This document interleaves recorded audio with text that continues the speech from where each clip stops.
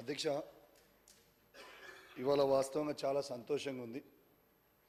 నిఖత్ జరీన్కి కావచ్చు, సిరాజ్కి కావచ్చు, ప్రభుత్వం సపోర్ట్ చేస్తున్నందుకు వి వెల్కమ్ ఇట్. గతంలో కూడా పివి సింధుకు, సైనా నెహ్వాల్కు, సానియా మిర్జాకు, గగన్కి కేసీఆర్ గారు కూడా సపోర్ట్ చేసింది మరొకసారి మీ అందరికి కూడా తెలియజేస్తా ఉన్నాను.